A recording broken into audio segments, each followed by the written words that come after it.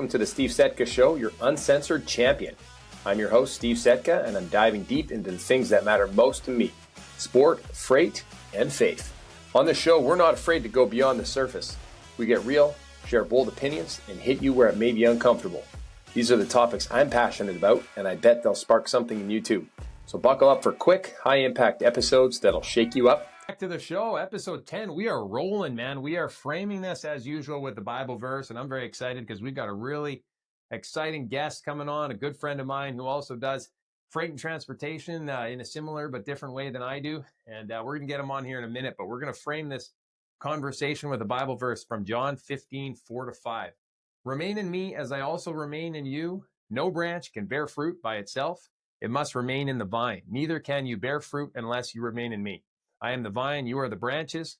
If you remain in me and I in you, you will bear much fruit. Apart from me, you can do nothing. With that being said, welcome to my brother in Christ, a friend of mine, another freight transportation pimp and expert in the industry, Victor Rinieri. Thanks for coming on the show, Vic. No, Steve, thanks for having me on. You got me off the couch on a Sunday, so I really appreciate that, because if it wasn't for you, I'd probably still be sleeping. Fantastic, man. This is great. I mean, we're doing this on video or recording. You're not on video right now, but I'm on video, and typically we just chat on the phone, shoot the shit. This time we're actually doing a recording. It's a little bit different, Vic, don't you think, when you're talking into a camera or a screen and you know this is going to be put out on the air later? I mean, for some reason, I always have it in the back of my mind, ever since you got involved in this, that I think all our conversations are recorded, and that if I deep dive your episodes, I'll probably hear my own quips or whatever I say to you, probably laced with a lot of profanity. So if you're not doing that, I appreciate it. And if you are doing it, hey, that's just part of being your friend. Exactly. Well, we're uncensored, and we're the uncensored champs on this show, Victor. So you don't have nothing to worry about here, man. We can talk about whatever you want, but we got Thank God for that.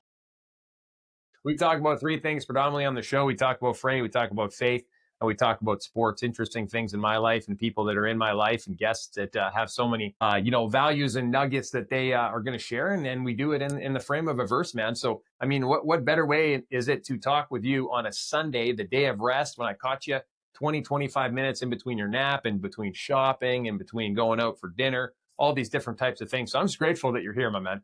Well, thank you very much. You know what? My life has changed, as you know, like quite a bit lately now that I've gotten a little bit more settled. So, like, when you're talking about this shopping thing, this is all new to me. Now on weekends, I'm going to Costco. I'm going to the Bay. I went to the Bay yesterday looking for deals because they're liquidating. They got no deals. They shifted all the good inventory out of there. You know, I go to Costco every weekend. Pray for me, please, because Costco is an absolute hell. There's so many people. I don't know how it is at Winnipeg, but here in the Toronto area, it's a disaster. It's like I'm walking into like a million people. It's the same here, man. Costco's a death trap. Hey, the devil shows up and he twists and navigates his way around, and it lingers, and but I'll tell you one brutal, thing, man. The devil shows up at Costco and doesn't twist or navigate that well because he bumps into you about 100 times. You know what I mean? Yeah. But if you got God on your side, it'll be all right, man, because we work for the boss, man. We work for a higher power. Anyways, let's talk about freight here, Vic. How did you get into the industry? How long have you been doing this? Well, let's see. I've been doing this over 10 years now. So what happened in another life, I was a real estate agent for about 8 to 10 years. And to be honest with you, the business never really connected with me. Every second I was in that business, I just felt like something was wrong. I don't agree with the product. I don't necessarily agree with the business of being a real estate agent. One day I had enough and I put my resume on the job board, and some guys from this business reached out to me and said, we can tell you know sales and we can tell you can talk. We'll teach you our business and we promise you'll never turn your back on it. I don't work with those guys anymore, but they're right about the business that I won't turn my back on it. So I'm here to stay. Well, you're in this for the rest of your life. You've told me this many times. You're the original load pimp, which is awesome. That's an incredible moniker. I love it. We are uncensored, so people give me the cold shoulder sometimes when I tell them that. But I'm like, hey, I just learned from the best, and we just make it fun. And if they can think what they want about the way that we speak or the monikers that we use, where did that moniker, that name that you came up with, the load pimp, come from? Thanks for asking that, and I appreciate your confidence in me, saying you learn a lot, and I learn a lot from you too, Steve. So it's a back and forth confidence. So the load pimp, and forgive me because I forget what this guy's name was. It's a guy I used to know. He owned a diner in Hamilton, and then I walked in his diner when I first got in the business, and he knew me as a real estate agent. So he came up, hey Vic, nice to see you. You still selling houses? And I said, no, I got into freight brokerage. He goes, you're a load pimp. And that's where it came from. So I can't take credit for it. It actually came from him, but it's stuck my entire career so far. That is awesome. I call myself the load pimp of Manitoba, but Canada's load pimp is Victor. And just for, audience sake here, we talk about loads and pimping as in moving freight, transportation, consultation, being ultra creative for really, really difficult freight loads that have Yes. to move. So those who have their head in the gutter can get it out of there pretty quick. Eh? Yeah, it's hard, especially like meeting, say, my new wife's parents, and like to tell them that I'm a load pimp. That's a really hard conversation to have at first. So you got to like ease them into it and tell them about freight brokerage, so then they get the joke. You know what I mean? Yeah, I feel you, man. A lot of people don't think about those types of things when you're a professional, quote unquote. But Yeah, you got to I have fun always, with it though. you do, exactly. And what I think is that if you're going to do something and you're going to do it for a long time, 40 hours a week, 50, whatever, 10 years, 20 years, you got to have some fun. You got to be loose. You got to be relaxed. I'm a business owner. You're a quasi business owner of your own book yourself. We're very unlimited in, the restrictions that we have. We don't have a lot of restrictions per se in how we operate, which is fantastic. So talk a little bit about where you work and how you operate your own book within that brokerage. I mean, so I work for a very small brokerage that I found in Hamilton, Ontario, in my hometown, called Laneway Logistics. And originally I learned this business at one of the larger corporations in the GTA.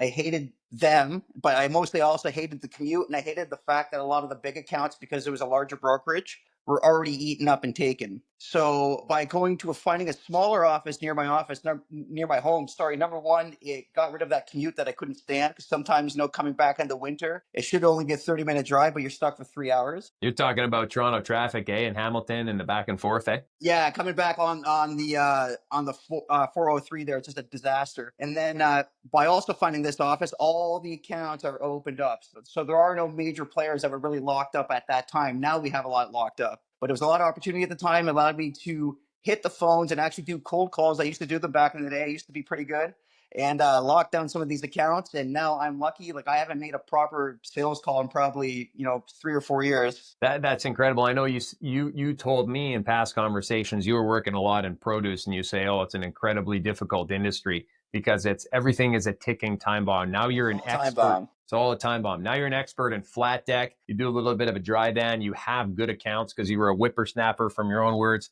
Back 5-7 years ago when you were building connections and relationships and building your business. How about do you see the sales world? Like, why do people come to you? I mean, I think the one reason, and this is the one thing that everybody needs to learn if they're in sales, is that you always have to be available.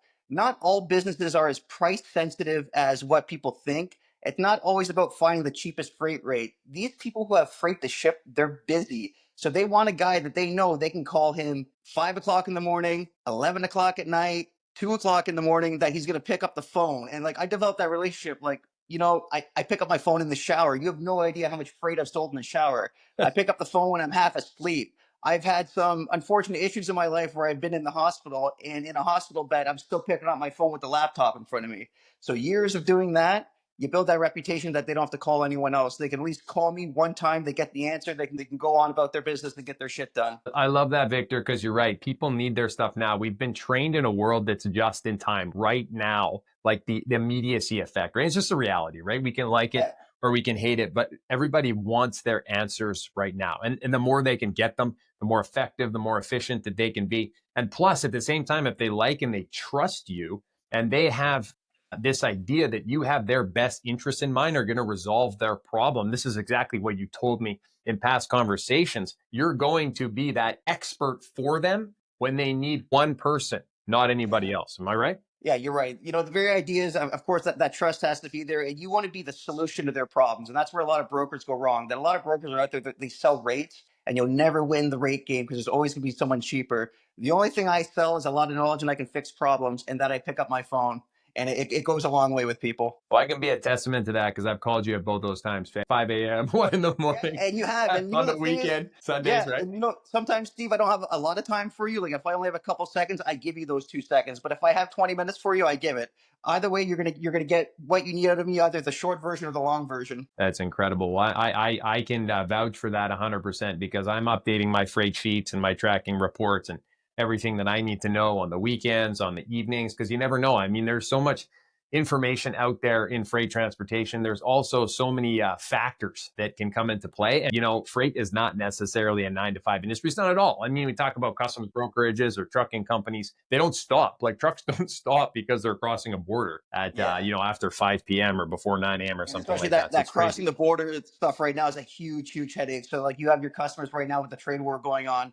They're contacting you at like say 11 o'clock on the trade deadline to just make sure that truck got over the border and stuff. And like you better be able to pick up the phone and give the answer.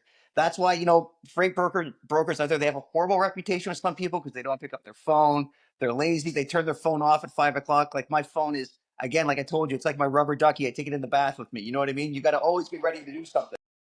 There's not a lot of times when I can't reach out to you for sure, even when you're internationally abound, right? In the States or, overseas or something like that, I've still been able to get in touch. So I have a lot of confidence in you as a vendor for me. And that relates to the confidence that your customers have in you, because that relates to the fact that they know that you're going to do what it takes to get their freight where it needs to go, with which accessorials they need, with every little detail and fine-tuned bullshit, frankly, that they need to go on each and every load. It's fascinating how the freight world works and how well you've been able to make your own career established in it. I appreciate that. Thank you very much. It wasn't easy at first because transitioning from real estate, where I only knew real estate for like 8 years, into this, I'm telling you, it's two different animals. There is nothing like freight. There's nothing in this world you can sell that's quite like freight brokerage, just because of all the multiple moving pieces. And while you have your preferred partners and stuff like that, ultimately what you're doing is you're going out to the public to make promises and guarantees with equipment that you don't even have. You know what I mean? That's the hard part. Then something goes wrong. You have to learn how to make that right sometimes, or at least seem not as bad as what it sounds. Because the thing about freight, and I've been doing this long enough to know that it will never go perfect. It's always chaos. There's always problems, and you have to take these problems and put the confidence in your customer that you have the problem under control and everything's going to be fine. I tell my customers, Victor, I hear you. Good, bad, or indifferent, you're going to hear from me. And I'm going to communicate. And that goes a long way, because the value in that is not, it's not unheard of, but it's not super common these days. I know a lot of people out there that ship freight and they have transportation loads that they need to move. And if you're going to a generic carrier that just does a contract and there and back, there and back, there and back for you, they may answer their phone. They may resolve your problems. They may spend hours and hours on resolving a problem, but not every time. So when somebody finds their guy or their gal that is going to go that extra distance for you, they take advantage of that. And if you can be that person for them, you're never going to lose. You're always going to win. Don't get me wrong. Not every one of our loads go spick and span, smooth and fine. I mean, we had one this past week, probably one of the most difficult loads in my career in 8 years of doing this business, where the guy wanted to shoot me. He was so angry and so distraught by a situation that occurred. And then the next day I was his hero. And talking about freight and faith in a combination here, Victor, we talked about faith. We talked about prayers. We talked about good energy. We talked about praying in the good times, praying in the bad times. And this load could have determined if his business survived or sank. And it got there in time. It was just barely within all the deadlines that we had to meet. It was a trade show situation. There was delays getting it into the terminal with common carrier, with private carrier, at an enlist and air carrier. It was insane. But at the end of the day, the amount of confidence and trust that he has in me as a professional is oodles above where it would have been prior to that experience. Oh yeah, for sure. And that's always the name of the game. Like, I don't understand these guys who don't go over and above, because I don't know how other people are paid, but I'm only paid when that load delivers. And because of that, I'm over and above making sure that delivers, and all headaches along the way, I'm going to sit there as a block against the charge. You know what I mean? To make sure that that stuff delivers. He's happy. And of course I get paid, because that's the name of the game. Because if you don't want to be in this business to get paid, which means your customer's freight delivers safely and on time, then why are you in this business at all? Why is your phone off after 5 o'clock? It doesn't make sense to me. It doesn't make any sense, because it really is the only industry that goes around the clock. That's not true. It's not the only industry around. I mean, real estate was back to that too, but it was like, again, offer presentation at 9 p.m. But the thing is, a lot of those real estate agents, and listen, I love all my friends who are real estate agents, but I know for a fact, they're sitting at Starbucks during the day. They're out shopping or at the gym during the day. It's not really a big during the day like work component to it. See, a freight broker, my phone starts ringing at 6 o'clock in the morning with bullshit. My phone keeps ringing through the night with bullshit. It just doesn't stop. It's 24/7. So it's a little bit different. The real estate agents, they get a very slack time during the day, and they might have to do one thing at night. Yeah, fair enough. I love it. Well, I feel you. What do you think the connection is, Victor, between your life in freight and your life in faith? I mean, I think that, well, of course, the two are going to go hand in hand. Because the first thing you need to, whether it's freight, insurance, mortgages, whatever you want to sell, you have to have faith in yourself first and foremost. So I had that faith growing up. You see, I came up, I'm Italian, so I came up in a Catholic family. So faith was a part of our family from the very, very beginning. Sundays in church, having faith in God will prepare you to have faith in yourself and in your business and in your abilities. So that's the definite connection. That's beautiful. I feel the same way, and that's exactly why we talk about that on this show. We're going to switch gears here, Vic, because we're getting short on time. I want to ask you a little bit about your hobbies. I know you're into sports. I know you're into watches. I want you to tell me about the two things that we talk about on a regular basis: squash as a sport and an exercise for you, and the watches that you're collecting in your life right now and what they mean to you. Yeah. Okay. So I was like, part of the reason why we met, I think, is because you're a very, very good squash player, and the universe kind of put us together. You know what I mean, on the same path. So I like to pick your brain about it. But I was playing squash, not so seriously, on and off for years. And by not so seriously, me and my friend, we would bring a 6-pack of beers to the YMCA where we were playing, drink the beers and kind of bat the ball around and have fun. Ever since you and I got talking more seriously about squash, about a year and a half ago, I took it more seriously as part of my proper fitness routine. And I'm just obsessed with it. Like, I'm a guy who I used to box, lift weights, kickbox, that kind of stuff for fitness my entire life. I don't want to do any of that stuff. I just want to play squash now. That's It's a wonderful incredible. game. It's the best workout, and yeah, I think it's changed my fitness routine. It is quite intense, and I appreciate that compliment. I've been on an escalation from a D player up to an A player recently in my Yeah, squash life. I play in a lot I'm of about a tournaments. negative F player. You know what I mean?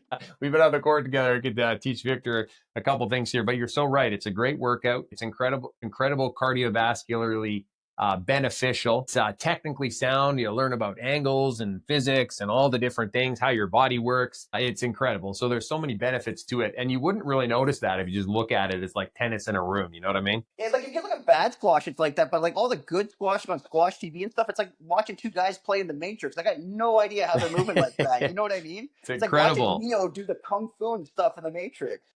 It's like watching two chess experts going back and forth just in a beautiful fluid motion. It's absolutely beautiful. Yeah, except it moves at the speed of light, so it's insane. It does. Now I know you got another hobby too as well. You play the guitar and you also Yes. love to collect wristwatches. Let's finish off with talking about those two components of your Okay, life. so I have been a hobby musician my entire life. Like, I've been playing guitar since I was like 10. And, throughout the years, off and on, I would be in local bands and stuff like that. And I started collecting a bunch of guitars, which I'm looking at right now, 5 guitars that just basically have dust on them. So that part of my life is winding down, and I force myself to play once or twice a week. But the collectability now is missing in my life. So then I realized I can get into wristwatches, and although I still love guitars, I don't play so much because of where my life is going. But the wristwatches I can wear every day, and I can enjoy it. So that was the big thing, is that I want to like enjoy my collecting hobby, as opposed to these 5 beautiful guitars I'm looking at the corner right now that are just sitting there, and they're all beautiful, and I don't really get to enjoy them like I used to. You know what's similar, what you're talking about with your hobbies and squash and working out, going to the gym and watches, to what we do in business. It's not necessarily the money you make or what it's going to do for you in the future. It's the joy and the beauty and the value that it creates in your life right now, right? Solving problems for someone, creating value for businesses Yeah. is priceless. And the reward for that is money. And collecting watches and working out, working on your body, working on your mind, working on your faith is not necessarily just about doing it. It's what the benefit is and the value it creates in your life and in other people's lives. So there's references from different areas of our life that we bring together so that we can create love and beauty and joy in every area of it, so that we can make this world a better place than it already is. Yeah, 100%. I agree.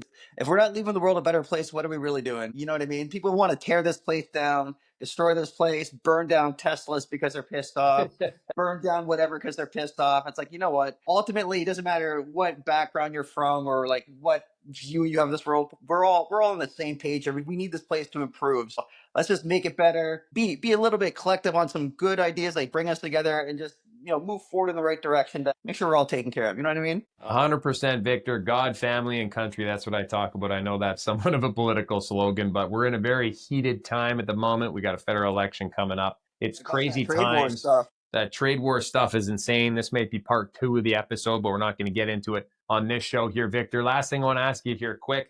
If people want to get in touch with you and they want to see the hilarious things you post online about freight, about wrestling, about watches, etc., how do they find you? I mean, and I'm sorry if anyone goes to take a peek, but the best way to find me is on Instagram. It's at Victor Rinieri. So VictorRinieri. I'm sorry, that's my awkward Italian name. If you find me on Instagram, you can go into the stories and you're going to learn a whole lot about freight and a whole lot about watches and guitars and professional wrestling and weird memes and things I find hilarious on X, which I think X is the greatest social app out there, although I'm not that active on it. But again, find me on Instagram if you want to have a laugh, and just do not judge my business by it, because sometimes it gets outlandish. Well, you are a fighter in your own nature. It's hilarious. I love watching your Instagram channel. We connect on there, and there's so much beautiful collaboration that you and I have in both of our lives. So thanks so much, Victor, for coming on the show. No problem. Steve, thank you for the opportunity. And if I'm lucky enough to do a second episode, let me know I'm there. We're doing a part 2. One of my guys here coming back on for another amount of greatness that we'll create here. Well, that's it for the Steve Setka Show, episode 10. We talk about freight, faith, and sport. We love what we do. We're very excited. We got great guests like this on every week, once a week podcast. Thanks so much for tuning in. Rate and review the show. Let's get at it and go kill it in life. See you later. Thanks for tuning in to today's episode. I hope you found value in what we shared and that you'll take it with you to positively impact the world around you. If so, we'd love for you to take a moment to rate, review, and share the show, because we're on a mission to grow and reach more hearts. Prayers, gratitude, and love. Until next time.